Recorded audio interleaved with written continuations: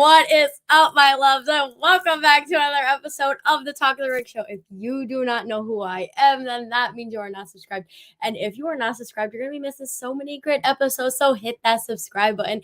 And guys, I am super excited because let me tell you, we got some big things in the works.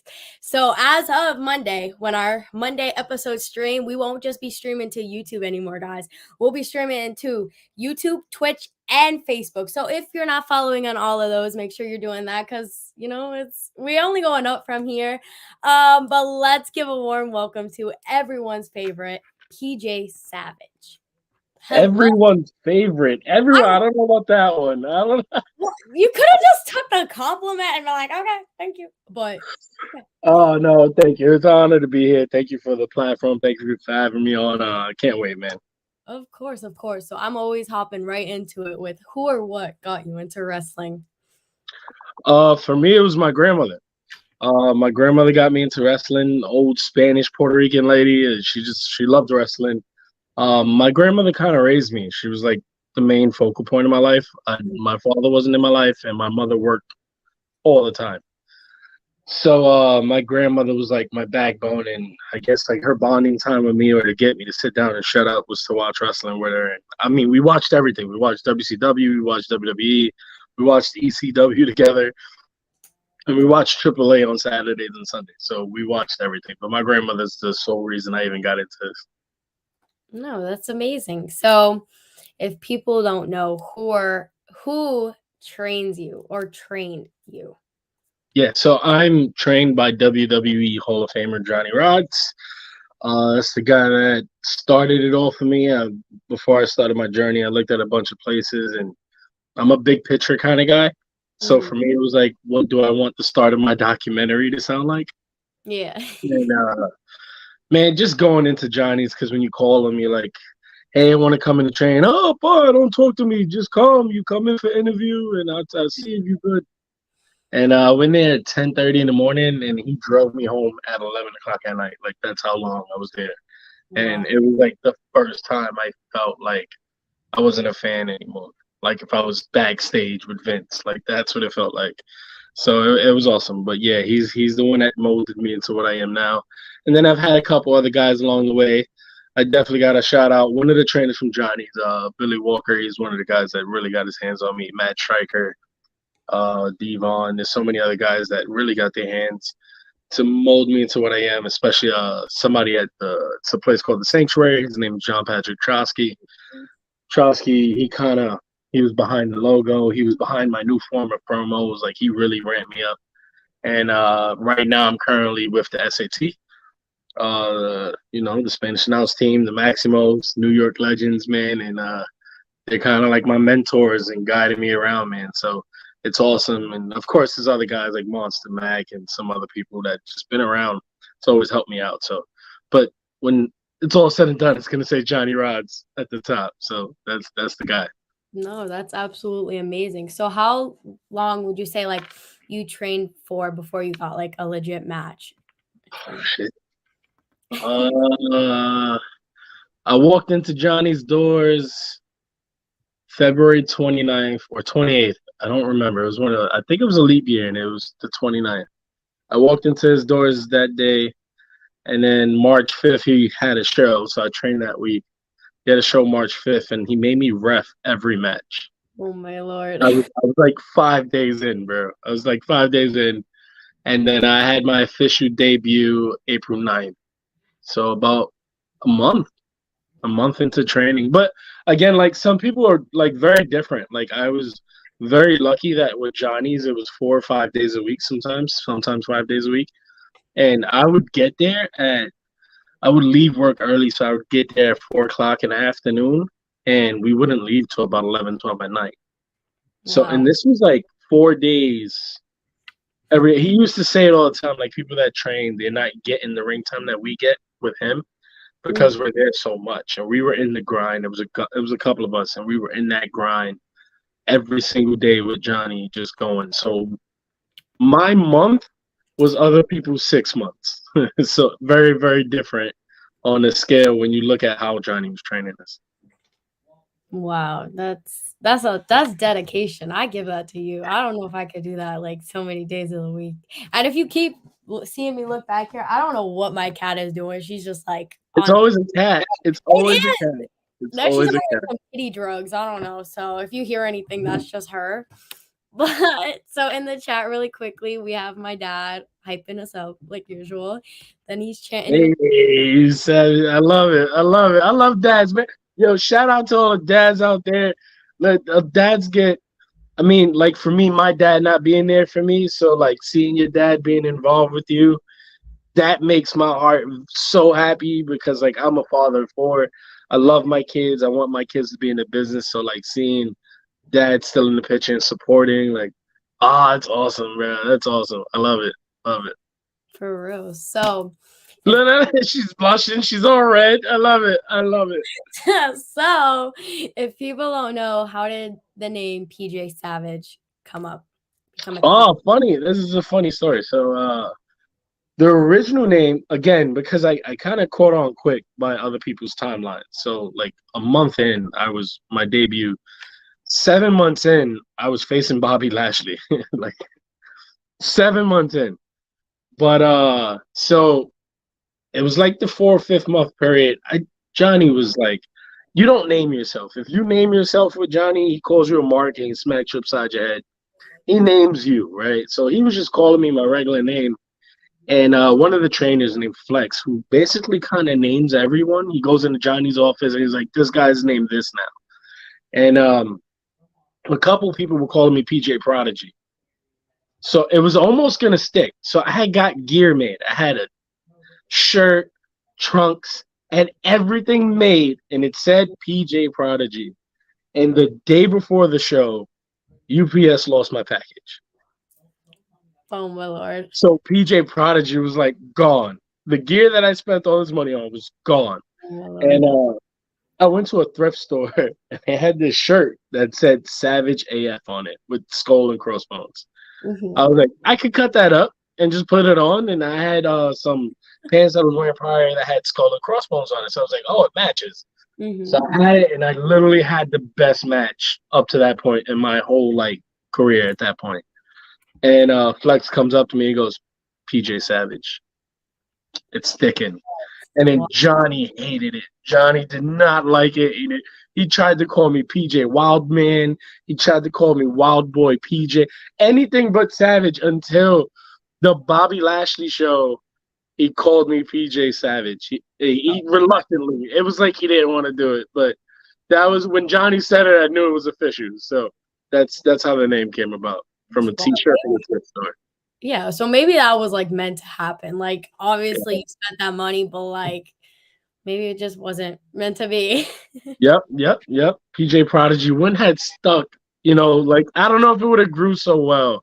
It just wouldn't have. Especially if I sucked. Imagine if I sucked and called myself PJ Prodigy. Oh, that's just the shit. It's just the shit. So if people don't know, are you a heel or are you a face? When I first got on to the independent scene when I left Johnny's, so at Johnny's I was predominantly a heel, but it was a weird thing at Johnny's because it's like a school showcase, and like the fans really respected people that walked through the curtain and looked like they were gonna make it. So like I was one of those guys that like we walked in the curtain, it was like, oh, this guy has something. So like the crowd would get behind me, but I would have to like flip them off and make them hate me because Johnny wanted me to be a bad guy. And then when I left the independent scene, I wanted a challenge. And being a good guy is very hard. Like being a babyface, rah-rah babyface, the Ricky Steamboat, it's so cheesy. Like people hate you. Like look at Cena, look at Roman. The guys who become the top babyfaces, we regurgitate them. So it's just not fun. And I was like, I like that challenge. But then I would always get that reaction of like, yeah, we like this guy. So I was like, oh, I could work on this. So right now I've been babyface for the past year and a half. It's just all babyface. Everything's been babyface. To the point when I work here, it feels awkward. It feels awkward now. I usually say it on here all the time, like, I think you're meant to be a face, you're meant to be a heel, and I could definitely see you more as a heel. Yeah, you got that Johnny in you. You seeing the heel in me. I'm like, I don't know. I can't imagine you as a baby face. I mean, I've seen all your work. I was like, preferably as a heel. My baby face is more of like a Kevin Owens baby face, kind of like I'm like the everyday person. I'm you. Whatever frustrations you have and you conjure up in your mind and you can't release them because you can't break people's faces in the real world, you can live through me. You can live through me. So like that's kind of the baby face rub I get. Oh, yeah. Okay. I mean, and it's funny that you brought Roman Reigns up because I just previously had Jay Bougie on. I always spent like a good 15 to 20 minutes arguing on why I absolutely hate Roman Reigns and the Well, Bloodline. me and Bougie hate each other. That's a known Yep. fact. He We kind of hate each other. said John the person, I love that kid. He's like a little brother to me.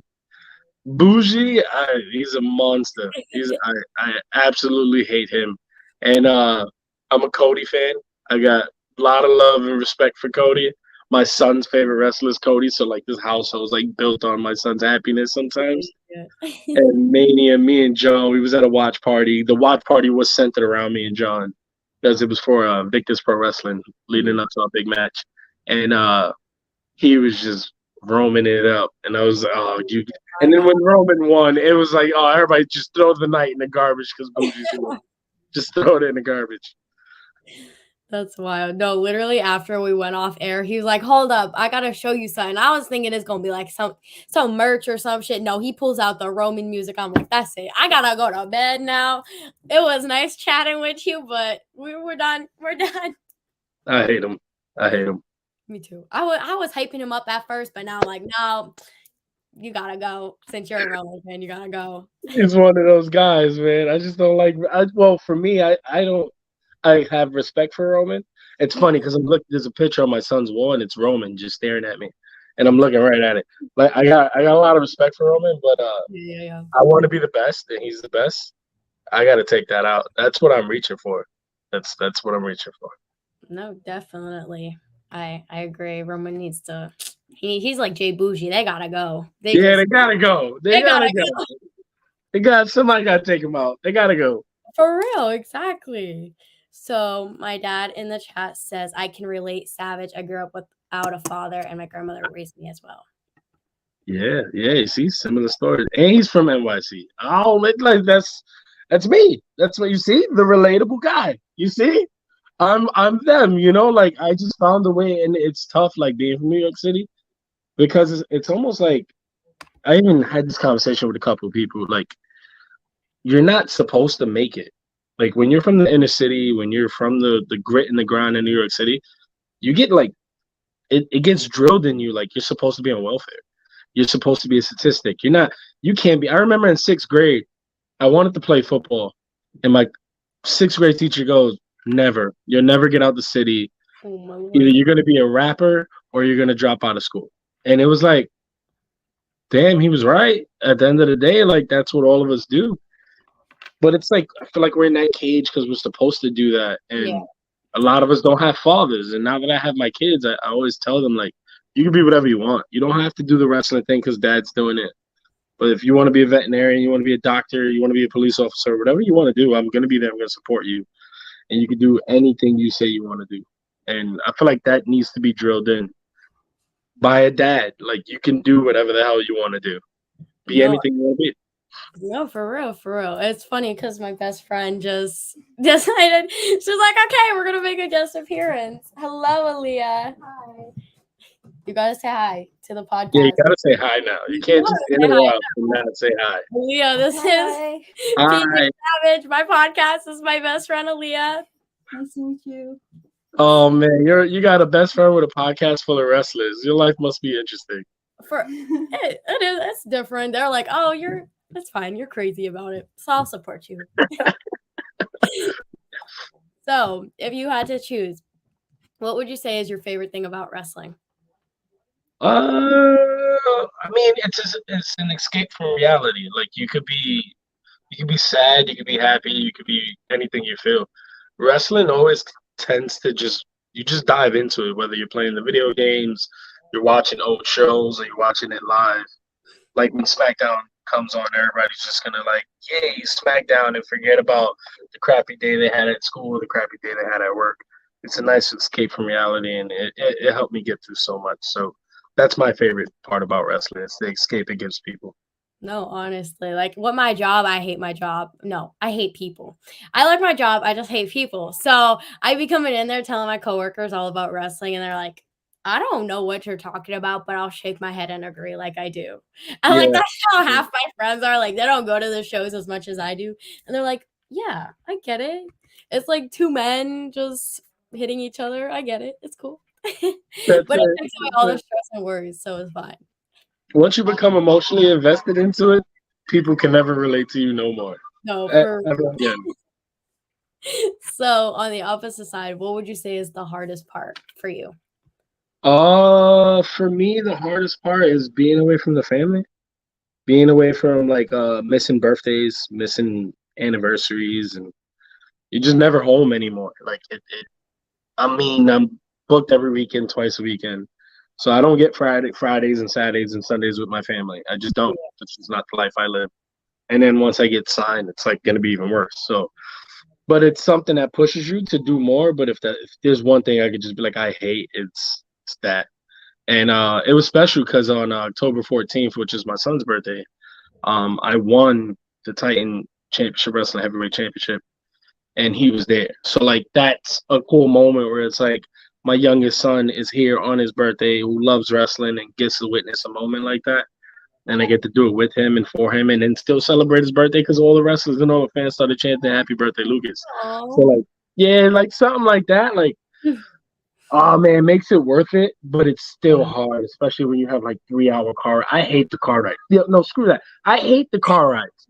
The car rides are the worst. When you got like 4 or 5 hour car ride, it's not fun. It's not fun. No, it's definitely a lot of time, like, that's gotta be put into it. Like, even with the podcast, I took, like, a 2.5 week break, and in that time frame, I was still busting my ass off, booking, like, so many episodes. I'm like, "Oh, man." But it No, was you're grinding now. You're grinding. I'm seeing you everywhere now, so that's a great thing. it's worth it, it's worth it. So, do you have, like, a dream venue or a dream place you wanna wrestle in at some point? Yeah, my like ultimate dream is to win the WWE championship in Yankee Stadium. Wow. That is my dream upon dreams because it hasn't been done. I don't even think WWE has done events in Yankee Stadium besides like the old Yankee Stadium in the 80s and 70s. I know they did Citi Field a lot. Well, Shade, the Mets place, but I'm a Yankee fan, and Yankee Stadium's like iconic for me.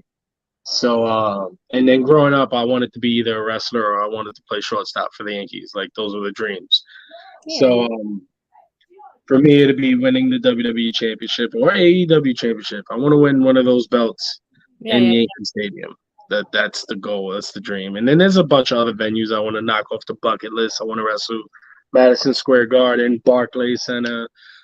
Oh man, Tokyo Dome is definitely on my list. There's so many other places that are the Cow Palace in California is a place that I want to work. SoFi Stadium in LA is a place I want to work. There's a lot of places that I really, really want to. I mean, 7 months in, no, it was 8 months.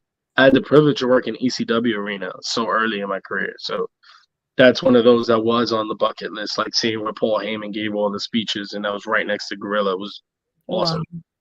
Yeah, so definitely those are all those. But Yankee Stadium is at the top of the list. Okay. So is there like a place that you already wrestled in and you're like, I really like this place and I will wrestle here any opportunity I get? There's a couple. There's a couple that I'll say I hate. There's a couple that I love. 2300 Arena, which is the ECW arena, is definitely one of them.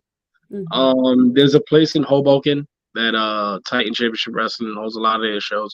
I absolutely adore that venue. It's so like intimate. It's fun, especially when it's packed with people. Yeah. That's a place that I really, really like. The Queen's Elks Lodge because it's so iconic. ECW used to run there. Those three places for me are places that I really, really love working. So I would say those three definitely. Okay, okay. So do you think it's gonna be an age thing, a mindset thing, or like an injury thing that causes you to retire? I think I'm gonna be one of those guys that you're gonna have to force to retire. Yeah, I yeah, got yeah. that Chris Jericho, Ric Flair mindset where it's like I'm never done. I'm never gonna stop. And it's funny. I thought about this recently because with Cena and everybody's like, "Is it his last match?" And I thought about how I would stop, and it made me go, I would probably just. I don't want that finality. I don't want that the way Sting's doing it, where he's like, it's his last match. I know it's age. I know it's age. I know it's like Sting's doing some crazy stuff. Yeah. Um, but I love him, man. Like I watched Sting when I was a kid. Like that tells you he's been in the game for so long and he's still going crazy, jumping off ladders, throwing himself through tables. He didn't even do that in the beginning. So it's like I get why he's doing it. He's probably just wants it to be over with. But I think I would just one day I just won't show up anymore. You won't know. And Yeah. it's one of those things where it's because you kind of get the crowd behind you, like one more match, and you can always tease them and be like, like maybe you'll get that match. And when you back yourself into a corner at a point in your career, like Shawn, I feel like Shawn battled with that for a long time, Shawn Michaels, because he wanted to give his last match to Taker, but then he came out of retirement. I know it wasn't the best, it wasn't up to him, but I feel like he could have did it a couple other times before then and wrestled guys like Daniel Bryan when Shawn could have, but he gave himself that like, nope, not doing it no more. And he's gonna do it out of respect to Taker. But I don't think I want to back myself into a corner like that. I'm gonna go the Stone Cold route and just not show up one day. Just, yeah, just be like gone, poof. Just Yep. you'll be in the crowd probably dressed as like a normal person, but they won't realize it. They'll be like, "Oh wait." Yep. Maybe Exactly. Exactly. So, with that being said, if it came to that point, do you think you'd still want to be involved somehow, whether it's like a trainer or would you just like be gone completely? No, for me, wrestling's for life. My kids are heavily into it. My oldest is 14 and she wants to start training already. Then I have my second oldest daughter, she's 9, and she's really head set on doing it. And then I got my 2 boys who are the youngest. One's 8. The 8-year-old boy, it's like he's kind of not into it. He Yeah. kind of looks like the one that like if he does be into it, it's gonna like happen at a later age. But then I got my 4-year-old son Lucas, who's like 100% like, Dad, I'm gonna be a wrestler one day, and he's like so into it. He's like worse than me when I was a kid. So I think this is a family business for me. Yeah. I definitely have aspirations of opening up a school, like a complex, a sports complex, to make sure like inner city kids in New York City have a chance to do it for free. Like, why not? You know, like this is. I never knew you could be a wrestler, and you hear that so many times from wrestlers, like, "What took you so long?" or "Why you didn't do it at this age? Why you didn't do it when you finished school?" I didn't know I could do it. I didn't know there was an avenue to do it. I didn't know there were schools that trained you to do this. And I want to like to scream it on a loudspeaker, like you guys can become this superhero. You just gotta put your all into it because that's what you gotta do. No, yeah, absolutely. And I'm sure they're gonna go their different like little be like, okay, well they're this age now and they're like, yeah, I'm gonna do this. And then when they hit another age, you're gonna be like, I Yeah, don't know. I can stand for that. 6-year-old me, I've been in this for like 10 years now. So when I was 6, I was like, oh my God, I'm gonna be a wrestler. I'm just gonna be like all them like superstars. And now I'm being 16. I'm like, no, thank you. You guys can do that. I will be like a ring announcer, but I'm not taking I'm any. gonna give you 6 months to a year, and you're gonna start. You're gonna I'll get switch into it it. back again. Once you take that first bump, you can't go back. It's inevitable. It's inevitable, especially if you had aspirations to Yeah. do it. And believe me, you got a long life ahead of you. When you turn 18, 19, 20, somebody's going to look at you and say, why not? And that's just going to stir the monster of like, why not? And you're going to do it. You're going to do it. If you had aspirations of doing it one day and you're this young now and you're just into the podcasting and you're going to be learning so much just talking to wrestlers, you're probably going to end up doing it. I'm letting you know right now. It's a trap. You're already in the trap. Yeah. Don't fight it. Just accept it. Just accept it. Unfortunately. So, do you do like a specific warm up before you come out the curtain? For me, my routine, so like I don't want to get too crazy into my routine, but my routine, I have to get dressed basically like an hour before my match. So like I can just because like once I turn on that switch, it's on. Like people will come up to me And I think over the last year or two, they've kind of noticed like PJ's not angry, PJ's not mad at me. He's just getting in the zone. Like, just Yeah. leave him alone. Like, I don't know if you know baseball, but like when the pitch is throwing a perfect game, he kind of sits on the bench by himself, and everybody leaves him alone. That's that mentality I get into. I get into that mentality of just like I'm getting in that zone where no one can touch me, and I'm gonna throw a fastball that blows right past you. So, and then right before I go to the curtain, it's blackout time where it's like I kind of my mind turns off, and it's on autopilot, and it's just all about like more energy, energy, energy. And then I come back to a curtain, it's like what just happened? So yeah, that's the Different. story of my life. No, it's definitely different. I mean, we had a wrestler on here at one point. His name is Buddy Thomas. I'm sure you probably heard of him. Yeah, And he was like, "Yeah, well, I talk to myself in the mirror. I'm like, hey, you gotta do what you gotta do. Like, you just got a portable mirror and you just be like, hey, I'm gonna do this. But you gotta do what you gotta do, I guess." yeah, you definitely do. One time I was out of it. It was like the first time. It's the only time it happened to me where it was just like I think I was battling through an injury, and when you're battling through injuries, you kind of you can't do certain things. You kind of have to pull your foot off the gas pedal, and I hate doing that. Like even if I'm injured or I'm hurt, I'm gonna go 100%. But I knew this time it was like it was gonna hinder me, and I kind of looked in the mirror and just I cursed myself out for like 5 minutes, and just basically verbally smacked myself in the face and was like, go up there and turn it on. And I did. I did. I hurt myself more, but I turned I definitely turned it up a notch. I get it. I get it. So, do you find yourself being like a self critic sometimes if you watch your match back and you're like, well, why did I do that? Or I messed that up?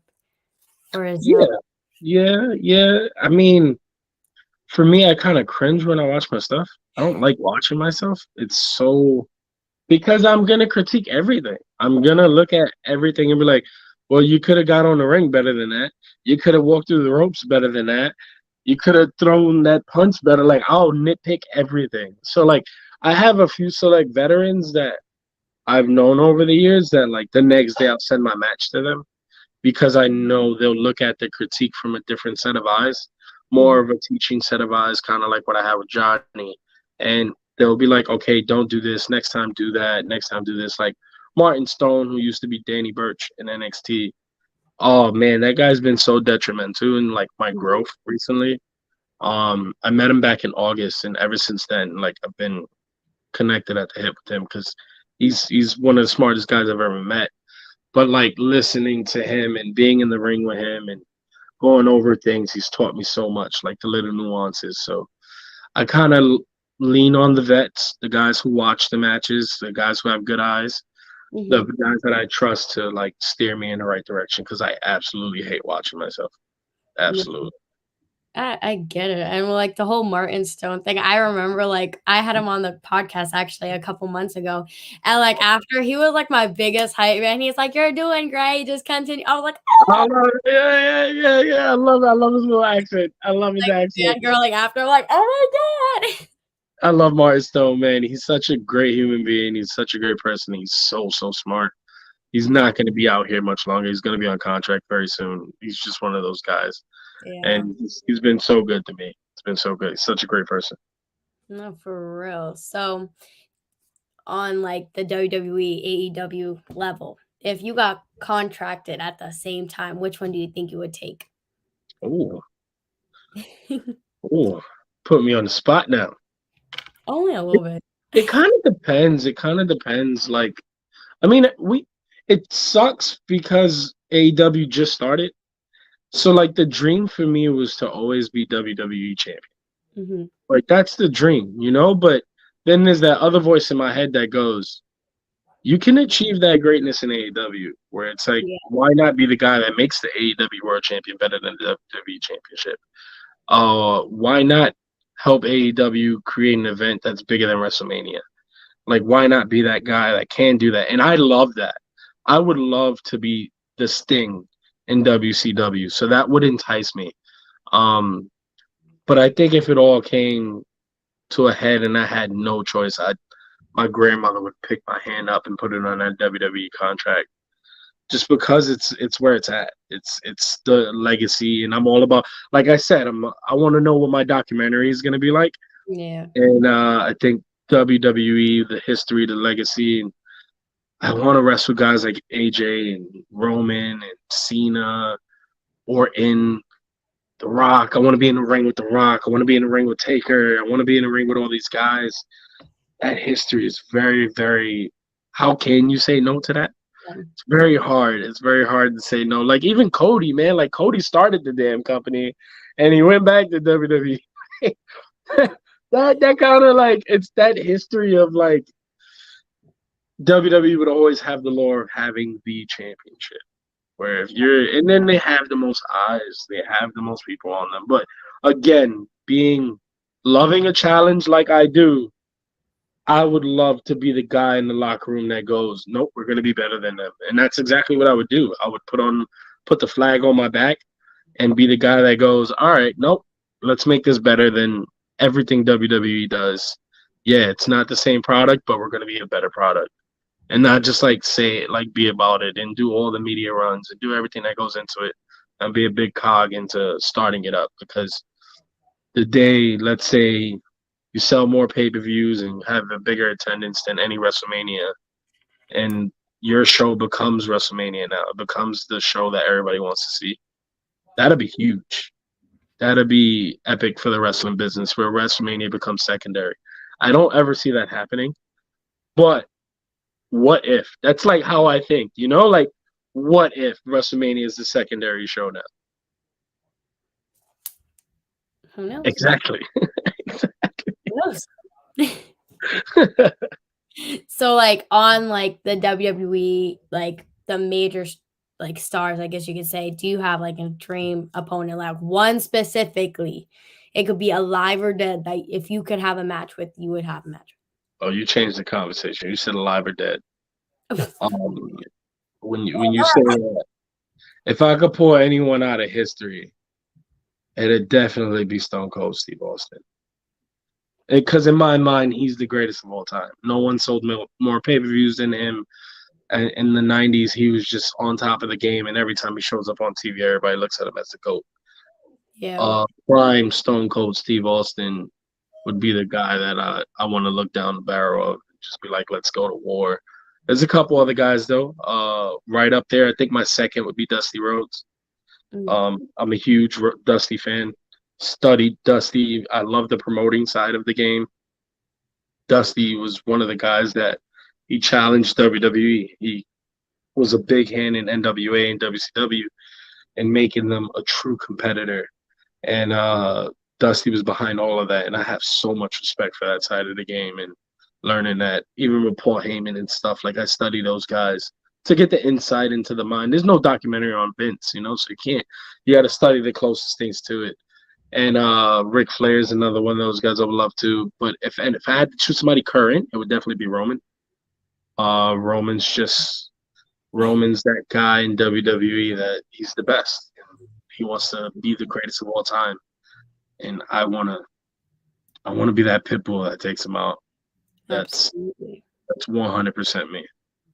Absolutely. And I think it's kind of funny that you said Stone Cold because that's exactly what Jay Bougie said.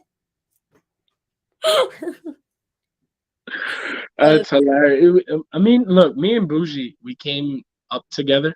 Yeah. I think I had a year on him. And when he showed up, he was a knucklehead. And he still is. He still is. And Johnny kind of pulled me to the side. And I was becoming a leader of the locker room and mentoring guys in a way. Yeah. The big brother of the locker room. And Johnny was like, you better take that kid or he's going to fall off and he's not going to make it here. So Bougie was like my project at the beginning. And then me and him was like tight. And oh, man, I remember he's going to hate me for saying this. And I'm not trying to call him out or anything. But he never watched the Attitude Era. He didn't watch it. He knew of Stone Cold. But his memory of Stone Cold was like 2000 and up, like right before Stone Cold left. And Stone Cold was his favorite, to my knowledge, at the time. But I told him, I was like, you need to go back and study 96, 97, 98. And he did, and I remember that just took him to a whole nother level. It's like we would come into train, and he would start doing this crazy shit, and his confidence was up, and he would try these crazy moves and get hurt. But like, I think that took his love to a whole nother level. But we always studied the same stuff. We always had the same mentality. I always tell him, never study the guy who starts the shows. You study the guy who finished the shows. You study the main event. Absolutely. He's all right. I mean, Hey, okay. He's okay. We're not gonna put him on your level. Sorry, but Keeping that. That's why he doesn't like me. That's why he doesn't like me. It's okay. It's okay. After the podcast, he was like, "That was the worst podcast." I'm like, I so close. Definitely so close. Like, stop lying. You had so much fun, and he was like, "Yeah." He's such a heel. He's such a heel. But I think at heart, he wants to be a babyface. He wants to be the guy. I'm telling you, I know him, and he wants to be the babyface. He definitely does. He cringes at the babyface stuff, but he wants to be the babyface. Who knows? So now on a more like independent level, if you had to go against anyone, who would you go against? Like, oh man. There's so many. So many. Jacob Fatu is a guy that everybody keeps talking about me and him. Same breath, and it's along the lines of the Roman stuff, taking out that side of that's been talked for Jesus for like 2-3 years since I've been scene. We did a show together at Invictus. It was my first Invictus show. He was there. We hit it off. And ever since then, it was kind of like, oh yeah, Savage and Fatu would be a good match.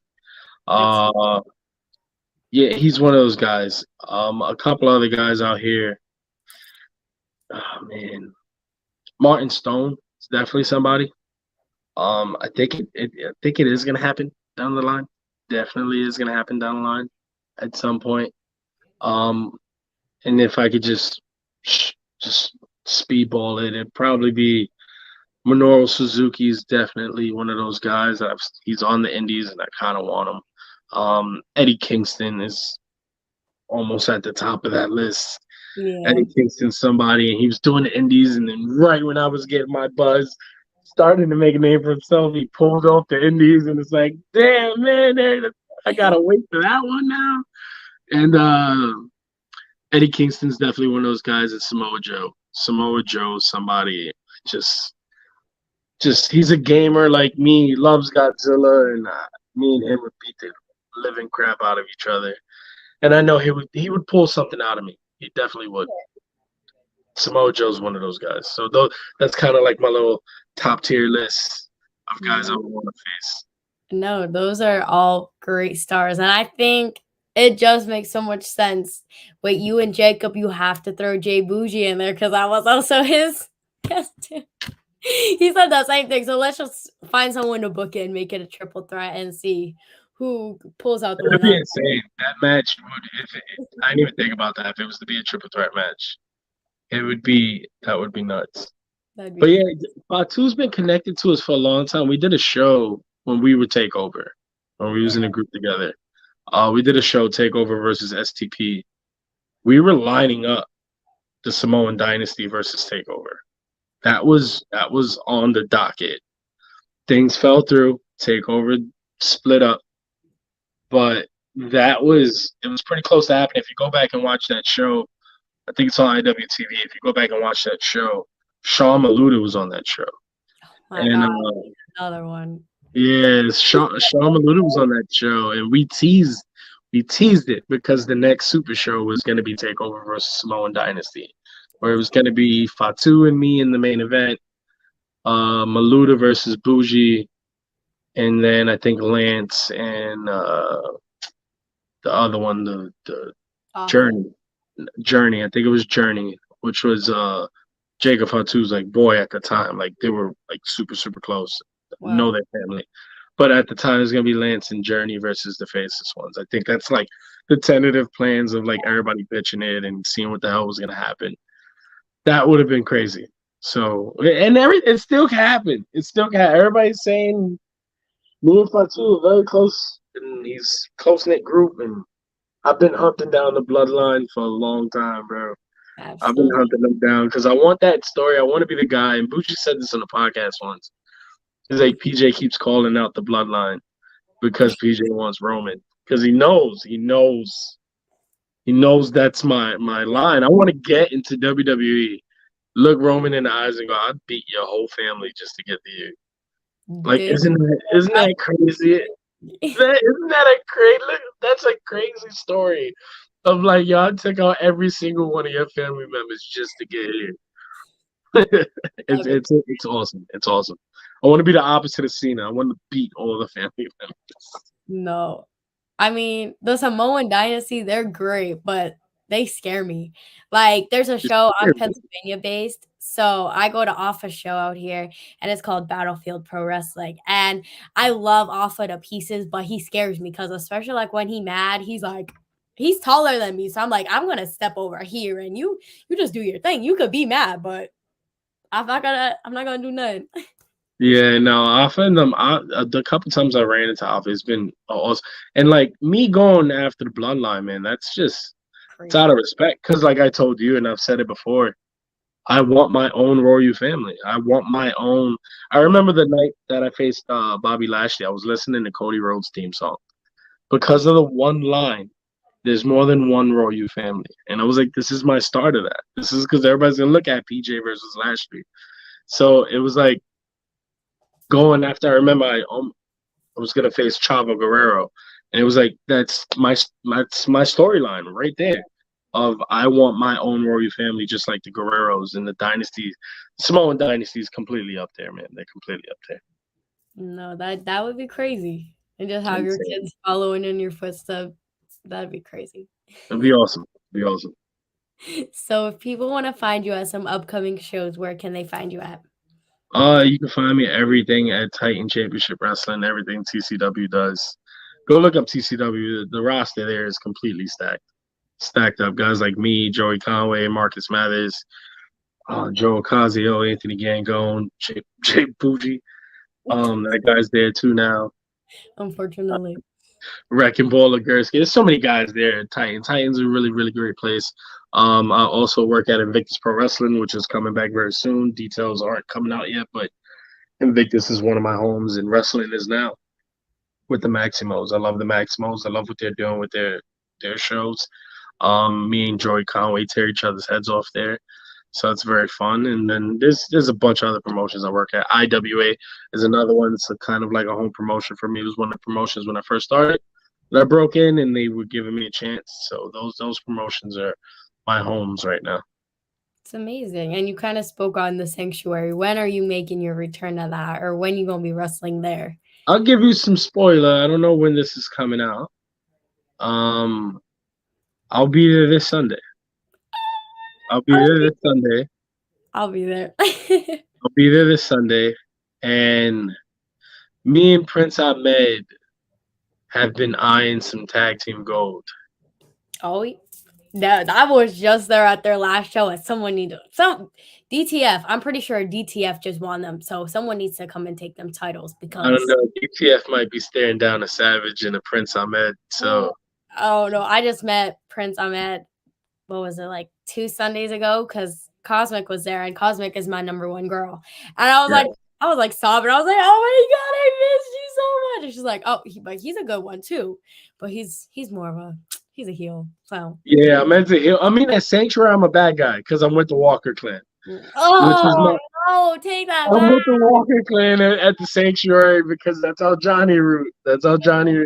We play. It's so funny because the crowds is so split with me because they like me, but they're like, you walk with them though. It's the feed on it. So I was supposed to be at that last show, and something came up, and I was supposed to do the whole walkout with Cosmic. I was supposed to be a part of that whole little thing, and Jacob actually went for me, Jacko, and he ended up facing Andre Polino that night. So. But yeah, I'll be there on Sunday. No one's even supposed to know that, but you know that now. Yeah, you know that now. Nothing. We know nothing. Yeah, we're back. That's kind of how it was with Cosmic too. She was like, "Shh, nobody's supposed to know." I was like, "Oh, okay." And I was the one that posted pictures. I'm like, oh my god, comic. She's like, You're gonna be rooting for the heels now. I love it. I know. Cosmic was my first ever heel I cheered for. Her Oh, that's awesome. Cosmic's an amazing talent. She's also from New York City, so it's awesome, man. number one, yes. So if they want to follow you on social media, where can they follow you at? Well, follow me everything Instagram and Twitter is at PJ Savage underscore. At TikTok is PJ effing Savage. I don't know why there's a difference. I don't really use TikTok that much. Mhm. Somebody's like helping me run the TikTok. I'm an old man. I don't know how to use it. I don't know how to use it, but yeah, my TikTok is PJ effing Savage. YouTube is PJ Savage. Pro Wrestling Tees is prowrestlingtees.com/PJ Savage. And I think in the next couple weeks, I got a whole new line of merch coming out. So yeah, that the new line of merch is I'm very excited for, because there is some things that's gonna be one of the things is definitely gonna be centered towards the girls. So I don't have any of that in my collection right now. So I feel like that's gonna be really cool. And I'll just tell you what the design is gonna be. So it's gonna be a heart, and it's gonna say the heart of a savage, and it's gonna be on hoodies and t-shirts. Yeah, it's gonna be so dope. There's gonna be one shirt that's pink with the red heart on it, and then black with the pink heart on it. That's my homage to my favorite wrestler, Bret Hart. So there's it's gonna be cool. There's one of the designs coming out. You got some insight. You got some insight on this episode no one has yet. That's pretty awesome. But yeah, so that's where you can find me and all the stuff I got coming out. Awesome. So if they kind of wanted to buy that merch, how can they buy your merch? Right now the avenue for the t-shirts is prowrestlingtees.com/PJ Savage. The hoodies, which I'm waiting for the new designs to be completely finished. The hoodies are gonna go straight through me, so you would buy them straight on Instagram. The hoodies are like the last time, to give you some insight, when I released hoodies, I released them 3 times, and each time they sold out in one day. And Damn. yeah, like the last time, I think it was 56 hoodies, and they sold out in one day. So like I have to sell them differently, so that way I can meet the demand of just getting it out, and then I ship them out and do everything on my own, and you get like an 8x10 and whatever extra merch I got. But the hoodies are fast selling. I got a feeling, especially the heart ones for the girls, and then the new guy design that's coming out is going to be a fast seller. So be on the lookout for those on my Instagram. Absolutely. So before we end this episode, really quickly in the chat, my dad is once again hyping you up, but he says, "Oh no, you lost point. Boo, Walker Clan." No, it's cool. Look, I don't even want to be Walker Clan. I don't. It's just, the Johnny guys. I'm from Johnny's. I'm from Gleason. We all work together. We all work together. I mean, you still better than Bougie, but I know I lost the point there. It's all right. It's all right. It's all right. Compared to Bougie, bro. Bougie said he was gonna slash my father's tires, so Bougie lost like all his points. We don't trust Bougie up in here. No one trusts Bougie. That's why whenever he goes to shows, he has to stay in his car. He's not even allowed in the locker rooms. No, banned. You come in, do your stuff, you gotta go. He's out Enzo. Like, no one wants him around. It's like, go over there, bro. Go. But thank you so much for coming on. It was a pleasure. And I will have to get a picture at that event that you said you may be at, Yeah, I got you. I'll bring you some goodies too. Don't worry. But thank you so much for coming on, guys. Like I said, stay tuned because Monday we will start streaming on 3 different networks. So make sure you're following on all of those, and we'll be back Monday. Bye.